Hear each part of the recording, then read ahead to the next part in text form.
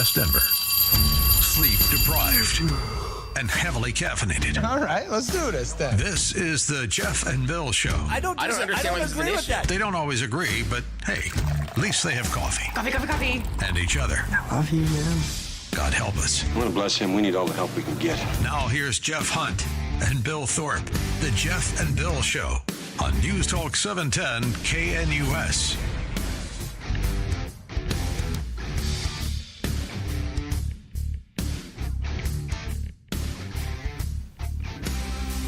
It's 9 a.m. in the Mile High City on this Tuesday, July 29th, 2025. Good morning. You've tuned into the Jeff and Bill Show, accurately described by that audio. What a go. Way to go, Bill. Was that James that put that audio together? I don't know. Because they captured our show really, really well. Yes, they did. So, yes, they did. I love you, man. Laughter, and you're driving me crazy. Yes, Welcome that's exactly to the it. Jeff and Bill Show. All right. Well, 9 a.m. We've got a lot to cover this hour. We're going to talk to Joe and Dee Pepper here in just a little bit about the first annual Elbert County Duck Race.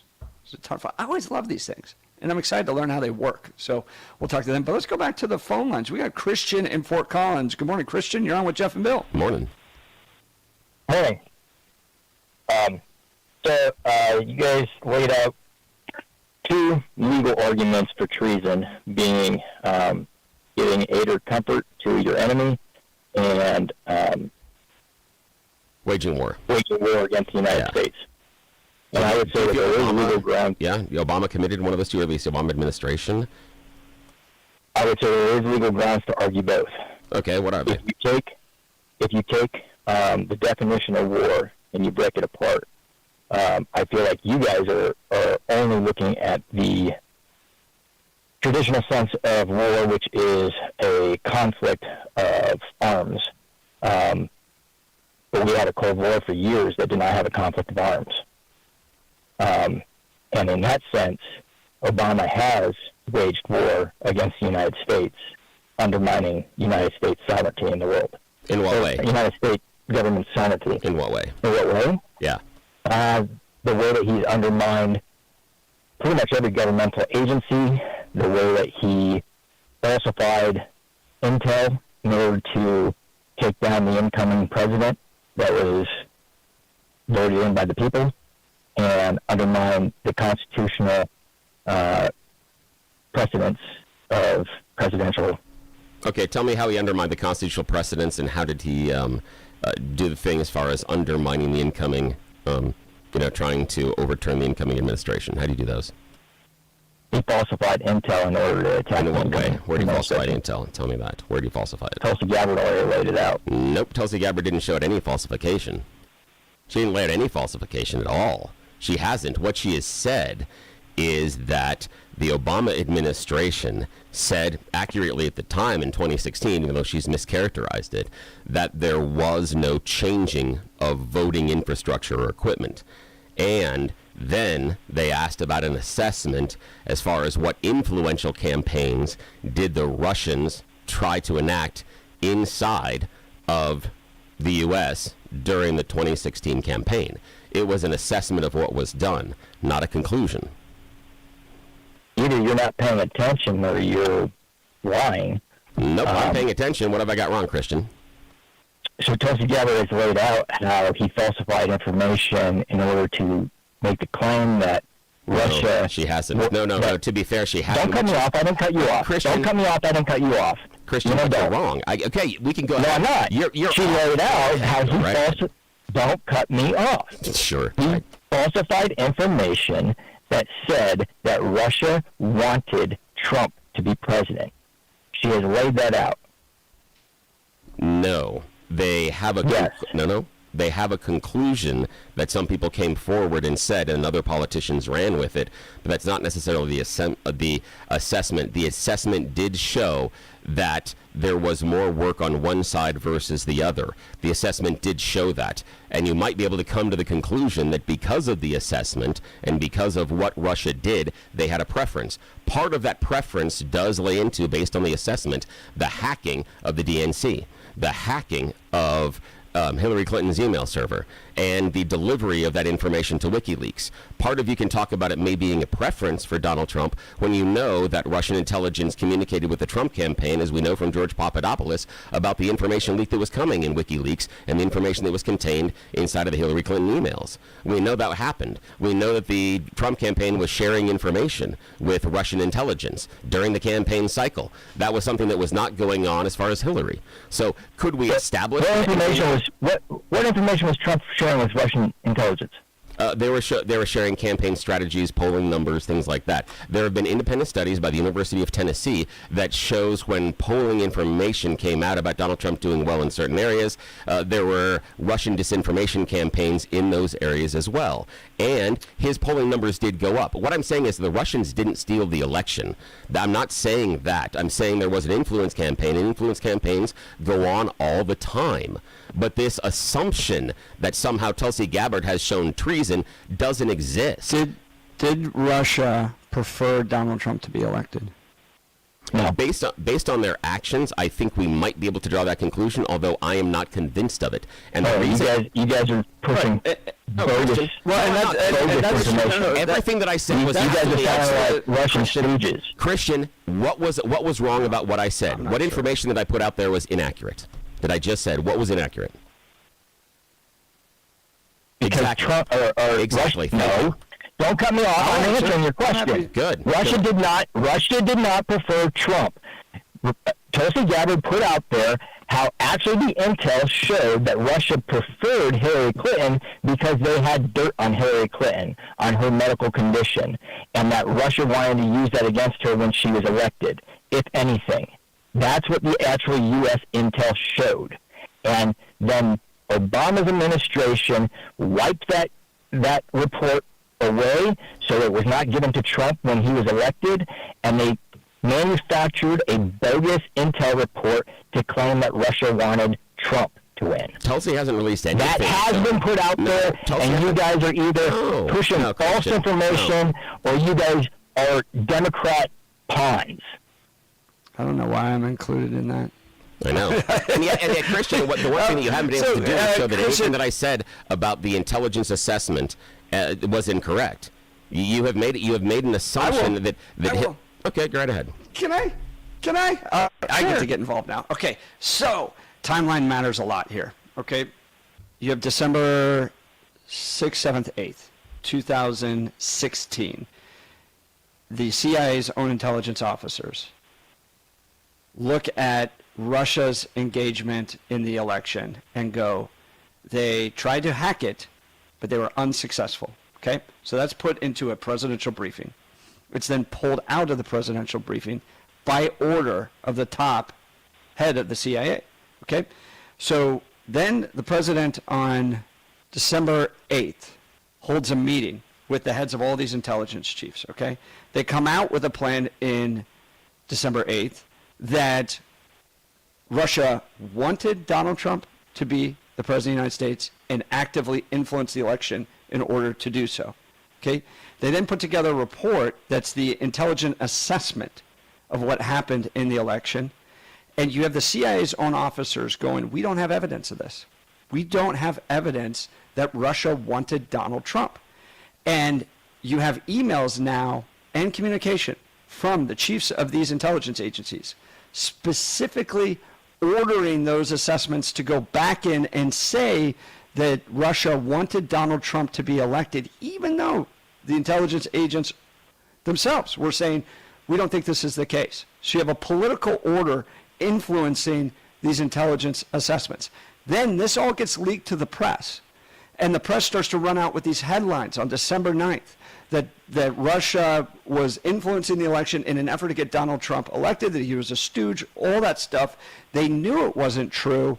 They hid the intelligence that opposed that, and they specifically altered the intelligence assessments to say that Russia wanted Donald Trump to be elected. This was all in an effort to undermine the presidency, to create years of conflict for Donald Trump, and it was a parting salvo from Obama in order to mess up Donald Trump's administration. Let's go back to the original question. Is that treason?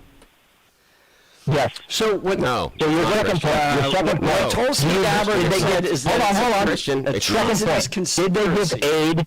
Did they give the aid to the enemy? That was your second underlying point to justify treason. So, how did they give aid to the enemy? The Steele dossier was littered with Russian disinformation. That Russian disinformation was fed through Hillary Clinton into our intel community.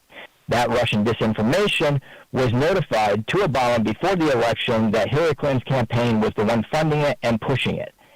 Obama's administration did not stand in the way of it, and he actually went out there and megaphoned that it was real. That is treason. No, I He was disagree. notified before the election by the intel. Brennan had notes from the meeting in the Oval Office with Obama, notifying Obama that it was false information coming from the Hillary Clinton campaign. Here's the thing. On the history of the Steele dossier, it was started by Republican opposition research. It was picked up by the Hillary Clinton campaign after Marco Rubio dropped out. Originally, it was sold to the Rubio campaign. That's where the genesis started. So it started on the Republican side of the aisle. It was sold to the Hillary campaign, and there is lots of stuff in there that is untrue. There's some stuff in there that is true. But that's how you sell a false narrative. You have to have stuff that's true in there, otherwise nobody believes anything. And some of the stuff that Obama talked about did turn out to be true inside of the Steele dossier. However, the intelligence assessment post-election and everything after, even including the Mueller report, doesn't lean on the Steele dossier. Mueller report never references the Steele dossier, yet outlines the communication and coordination, not collusion, communication and coordination between the Trump campaign Did Obama and know that in the late Russians. 2016? And the Russians, well, I know the Obama administration in late 2016 came out and said the Russians did not hack the election. They did make that statement publicly. Correct.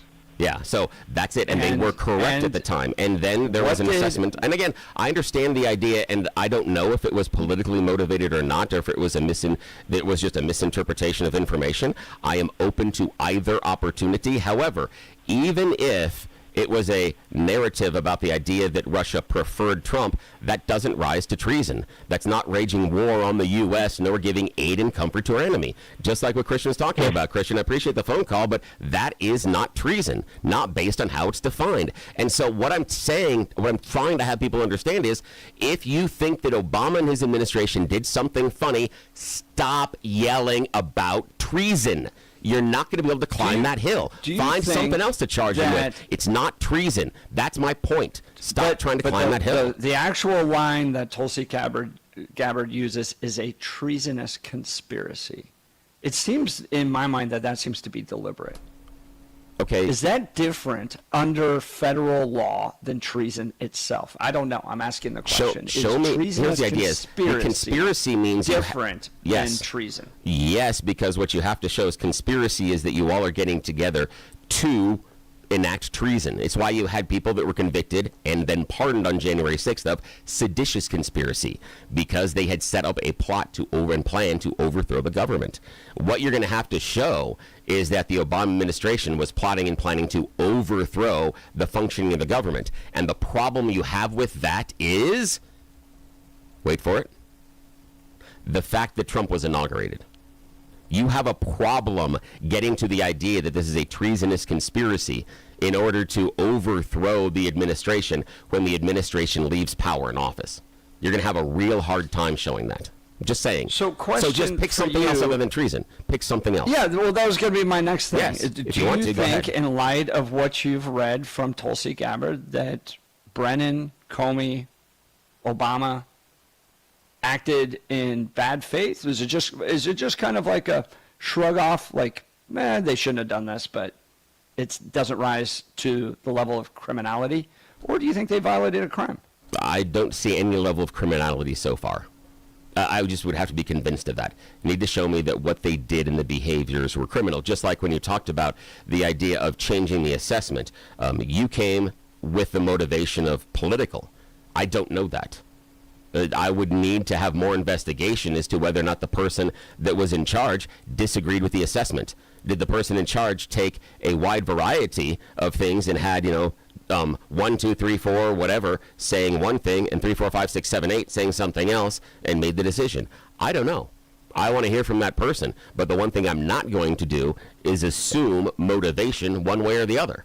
But if we want to get to crime, you need to show me the criminality. So far, I don't see the criminality. I need to see the criminality. According to the internet, there is a major legal difference between treason and what others call treasonous conspiracy. And I've wondered why Tulsi has hammered down on treasonous conspiracy as opposed to treason, because she uses the term treasonous conspiracy. And as you pointed out, treason is narrowly defined in the U.S. Constitution.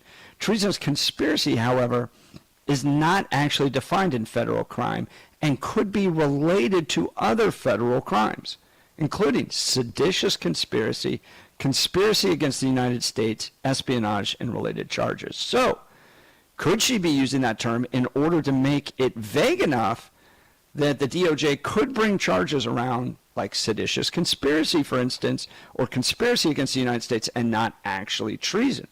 Well, Interesting. The problem is this. Here's the thing, is that while she's using that term, you can't charge him for that. So that's what I'm talking about, is if you want to say that the Obama administration committed these crimes, stop saying treason. You can't charge the Obama administration for treasonous conspiracy. I think they've said treasonous conspiracy. I know, which is broad enough to include. Charge him for? What's the crime? Well, I just read them. That's what I'm asking. I just read them to you. I know, but here's it could the idea. be. Yeah, but what she's doing. Well, I just read them to you. It's I know, one but of three here. I know, but what she's doing is she's spaghettiing it. She's throwing it against the wall and seeing if anything sticks. If she thought that the Obama administration had committed X, she'd come out and say it. But she not can't. The Department of Justice. I know. That doesn't matter. She's already saying she thinks it's a treasonous conspiracy. It totally matters. No, Jeff, she doesn't charge anybody. I'm not saying. Gabbard's not in the position to charge anybody. I'm not saying she's charging someone. I'm saying if she thinks that this law was broken, she has the ability to say so. The fact she hasn't identified what has happened tells us where she is. This is not a role and her job. Her job is to provide intelligence and a referral to the Department of Justice. She's used a broad term. You keep going, what is she going to charge them with? What is she going to and you keep hammering down anybody that calls. What should they be charged with? What should they be charged with? At this point, it's a referral. It's the Department of Justice's job to figure this out. They're going through the process right now. And as I anticipated, the definition treasonous conspiracy, which is what Tulsi Gabbard uses, is different than treason. And I think it's intentional because it creates some opportunities here for other things not as narrowly defined as treason. All right, we got to get to remember, Jeff Marvada called in to talk about treason, and I asked him why is he going to charge Obama with treason. He was convinced that Obama committed treason. That's where we started. That's why I asked about it specifically. Treasonous conspiracy, yes, different, but again, not an actual crime. So let's see what happens. Just again, careful with trying to climb that mountain of treason. Careful, careful, careful. It's very hard. And while some callers may have gotten it wrong, so far I haven't seen the administration say treason. I've seen treasonous conspiracy, which is different. All right, let's get to news and comment now with Mr. Blake Olson. Blake Olson. Blake Olson, news and comment.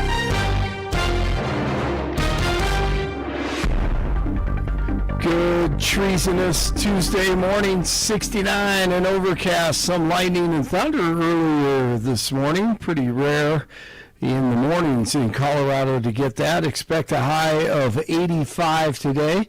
This portion of the news sponsored by Pastor Camp Heating and Air Conditioning at 303-777-1234 to learn more about special savings opportunities on Lennox equipment. Our top story, 27-year-old Shane Tamura from Las Vegas, who has a history of mental health issues and played high school football in Las Vegas, went to a high-rise in Manhattan where the NFL has offices and shot and killed 4 people, including an NYPD officer on Monday. Then he killed himself. Mayor Eric Adams told the media more. Adams tells Fox 5 an apparent suicide note by Shane Tamura mentions he has CTE brain disease, and in the note, Adams says he appears to put blame on the NFL for his mental illness. NFL headquarters is on the lower floors of the Park Avenue building that he targeted, but Adams says it appears Tamura mistakenly used the wrong set of elevators and ended up on the 33rd floor. Adams says there was no prior indication Tamura was going to head from Las Vegas to New York to cause harm. Scott Pringle, NBC News Radio, New York. He walked up to the building unchecked, carrying a rifle in a quote-unquote gun-free zone. Unlike in northern Michigan a couple of days ago, where a good guy with a gun stopped a potential murderer, that did not happen Monday in New York, even though the officer was heroic in trying to stop him. AG Pam Bondi has now ordered the FBI to get involved in that incident from a couple of nights ago in Cincinnati at a jazz festival. A gang of people was beating up on two other people, and it seemed like everyone was shooting the video on their phones, acting like fools, and no one was aiding the man or the woman. They were clocked a few times, stomped on, kicked, and assaulted, and hate crimes will more than likely come into play on this one, you would think. In your life, some parent, some friend, some loved one, somebody has been affected or infected. Some people have beat it. We have a player have beat it on our team, right? Family members have beat it. CU Buffs head football coach Deion Sanders says he's now cancer-free after undergoing surgery for bladder cancer. Doctors discovered the tumor during a routine vascular checkup and confirmed it was a high-risk form of the disease. Sanders chose robotic surgery to remove his bladder, and a new bladder was created during the same procedure. And I be darned, I think I will have a wonderful team, ain't it, Doc? We gonna beat it, ain't we? It's beaten. It's beaten. Amen. Constance, I thank you. I thank you. I thank you, Sarah. Thank you. I thank you, Sam. Everybody in my corner on my team. I thank you for this wonderful university, for backing me, just giving me time to heal and to come back, better than ever. Says he's ready to coach and excited about his team that he hasn't seen for months. Boulder police say a mountain lion killed a dog. Residents were walking their dog when a mountain lion jumped on it without warning and ran away with the dog. The dog's remains were later found in a backyard. It happened last Friday in the 2400 block of Balsam Avenue. CBI has issued an alert for a 17-year-old named Deja Palfy, who was last seen Monday evening near West 82nd Avenue and Bar Lane. Palfy is an indigenous teen with ties to the Lakota Sioux tribe, described as 5'9", 120 pounds, with brown hair and eyes. She was wearing a black hoodie, blue jeans, and black and white Nike shoes. Anyone with information urged to contact Westminster Police or call 911. Let's see. A 12-year-old who survived the Camp Mystic flood in Texas just sang hallelujah on Fox News Channel. Absolutely beautiful. Hallelujah. Wow. Awesome job. I had more of it, but it was beautiful. Rockies beat Cleveland 8-6. They're back at it today. First pitch, 440, 66 in Castle Rock, 67 in Arvada, 69 in Denver. Jeff and Billy continue. Blake Olson, News Talk 710, KNUS. Monsoonal moisture is back, and it's here to stay for a while. Expect partly cloudy to mostly cloudy today, upper 80s, kind of muggy with afternoon and evening showers and thunderstorms, lower 60s tonight. Highs will stay in the lower 80s Wednesday through Friday with a daily chance of thunderstorms each day, lingering till evening. Weather is a service of L&L Heating and Air Conditioning. For quick, trustworthy, and dependable service, call L&L Heating and Air Conditioning at 720-851-1691. Visit them online at bestdenverhvac.com. You'll be comfortable with L&L. Meteorologist Don Day in the 710 KNUS Weather Center.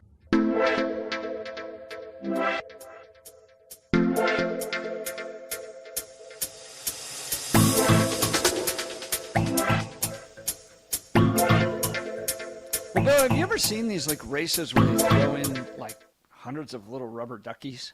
Yes. In a stream? Love those. And then they go down? Yeah. It's fantastic. It's a great idea. Problem is finding your duck as it's going down there. You're like, wait, oh, duck. damn it. A bunch of yellow heads, and that's all you see. Yeah. But now you can decorate them. I know, it's so much better. Did you know that? Yeah, it's so much better. You can kind of decorate them so Yeah. that you know which one is yours. Well, Yeah, good now if you're friends of the decorating them, program, here's Joe. the key: paint the head. It's the only thing you're really going to be able to see. Paint the head. Make sure you do something in the head. I'm speaking from prior experience. Yes. I was going to say, you sound like an expert. when it Yes, I comes love to this. This is so exciting. I'm really excited about this conversation here. Yeah. All right, well, joining the program, good friends Joe and Dee Pepper. They're the chief quacks of the first Elbert County Duck Race, sponsored by We the People of Elbert County, funding going to support We the People of Elbert County. Joe and Dee, thanks for joining the Jeff and Bill Show. Yeah, good morning. Hey, good morning. Hey, good morning. Hey, good morning. Good morning. Morning. Great to be here. Great to be here. We got a little bit of an echo issue. Bill's going to work on it. In the meantime, let me tell you about Dan Kaplis and Dan Kaplis Law. I've known Dan for well over a decade. Pro-life, pro-family, pro-faith, pro-America. That matters because who you choose to represent you in an injury case says a lot about you to everybody involved in the case. Dan Kaplis, the son of a police officer and former seminarian who's dedicated the last 40 years of his life to helping people who are hurt in serious motor vehicle crashes. Dan is also believed to be the only lawyer in Colorado state history to win 5 straight multi-million-dollar verdicts in Colorado crash cases. Dan is also believed to have won the largest truck crash verdict in Colorado state history. Dan Kaplis Law, the official law firm partner of the Denver Nuggets and the Colorado Avalanche. Dan Kaplis Law is a serious firm for serious cases. Dan accepts righteous injury cases on a percentage fee basis so that he can represent good people from all walks of life without regard to ability to pay. So if you need Dan's help, give him a call. Here's the phone number, 303-770-5551. 303-770-5551 or hit dankapleslaw.com. That's Dan, C-A-P-L-I-S law.com. Well, Bill, they look great in their duck hats. Yeah, I'm hoping do. it works now. Joe and Dee Pepper, the chief quacks of the Elbert County first duck race. Can you hear us? Joe and Dee. Yes, we can. We can hear you for sure. Okay, I'll be you sound echo-free. All right, excellent. Yeah. Hey, good to be here. Good morning. Tell us all about it, Joe and Dee Pepper. Well, we're so excited because I raised my family in Loveland, and my kids grew up seeing a duck race every year from the Rotary. And this will be the 35th year up in Loveland. And we wanted to replicate that here in Elbert County. Although the Big Thompson River is just a tad bit bigger than Running Creek. Yes, Running Creek is a little thing, but we're testing it this week to make sure everything works and have backups just in case. And These will be the little ducks that will race. This is duck number 41, so whoever has ticket 41, I'm holding their duck right now. And then Joe has a decorator. we have the corporate sponsors have the ability to decorate their duck. Obviously, we've got a Bronco fan here. This person entered 3 ducks into the decorating contest. We have a lot of corporate sponsors. It's become kind of a life of its own for Elbert County, which was the whole design. So being the first annual, we're excited about what it's going to do for the community because this is for the kids.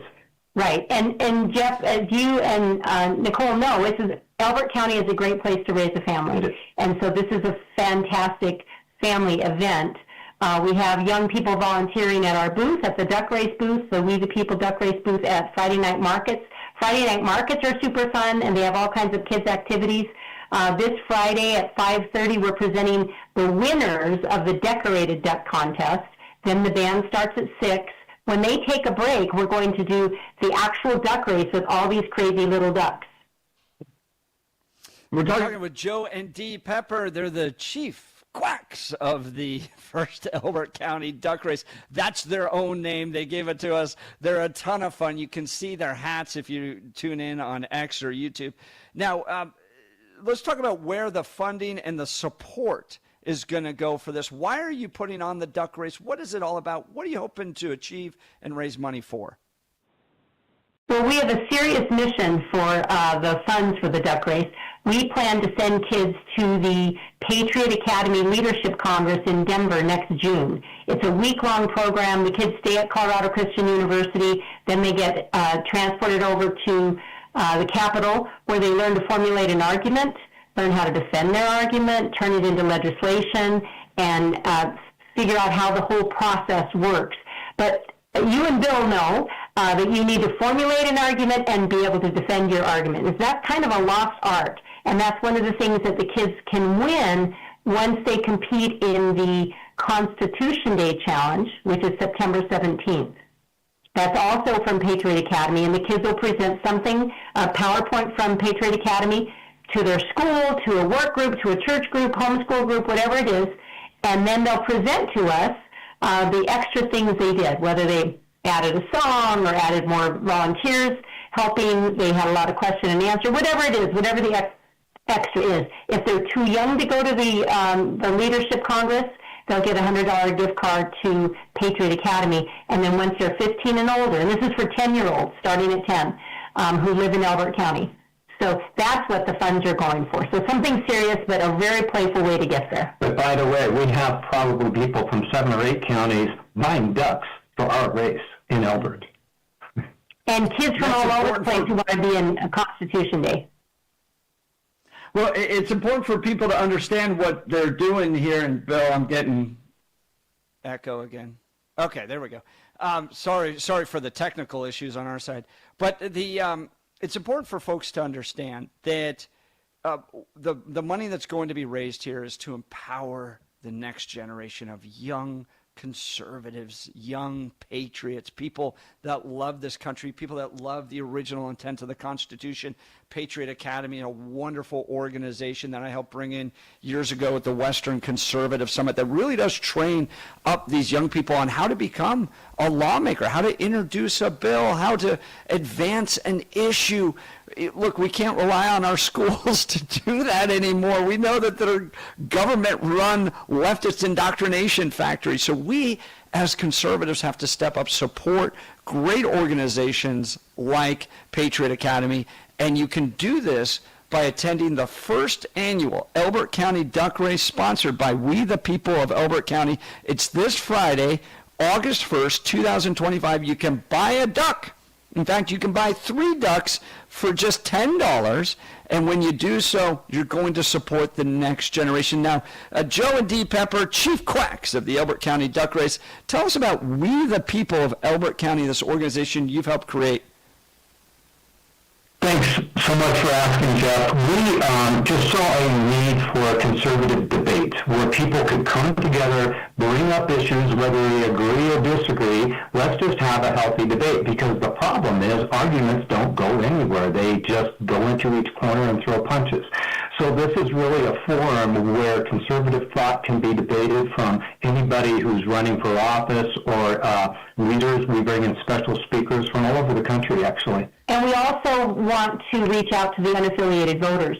In Elbert County, 43% are unaffiliated voters, and most of them, almost all of them, vote Republican. They vote conservative. People move to Elbert County because they want traditional values for their family.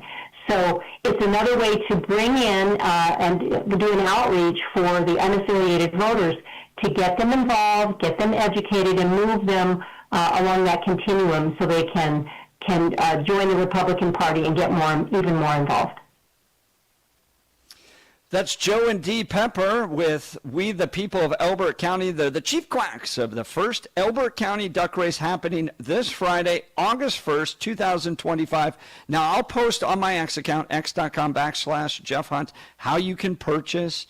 You can Venmo Dee the $10 in order to get the 3 ducks. I'm happy to put that on my account so you can see that there. But tell folks what's going to happen Friday. What time, where, and what does a duck race entail? What happens? Do they need to jump in and push their duck along? What happens in a duck race?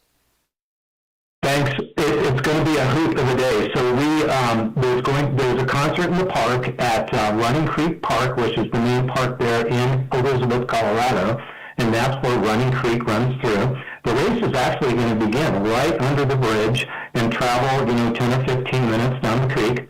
And the address for the park is 500 East Kiowa Avenue in Elizabeth. And Elizabeth is small enough that you could drive by, stop anyone on the street, and they'll be able to tell you. They'll be able to tell. So the race is going to commence when the band takes their break. That'll be around 7 or 7:30.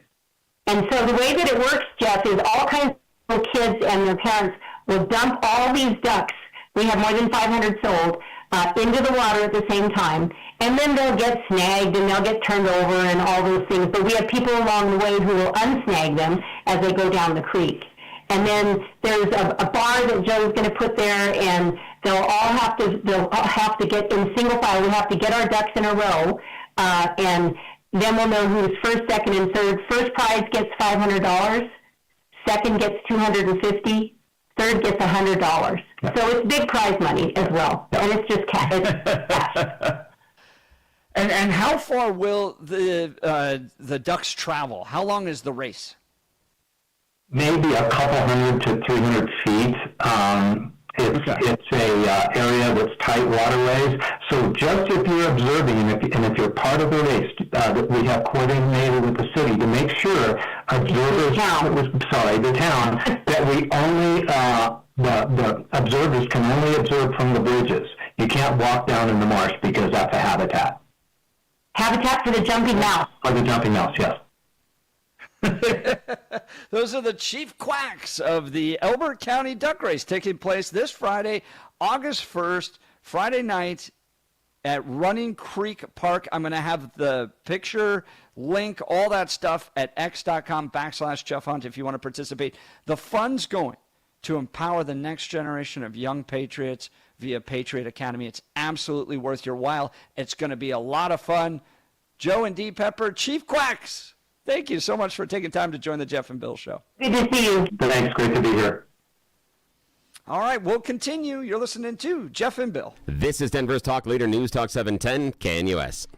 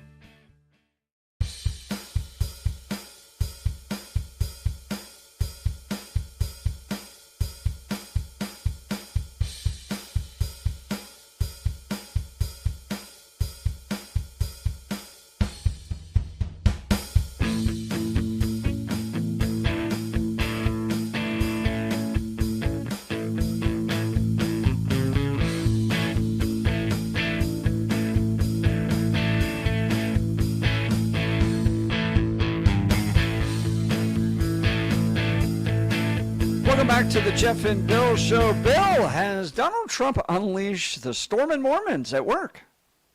New memo is going to allow federal workers to persuade coworkers their religion is correct. I'm sorry. Storming Mormons. Oh,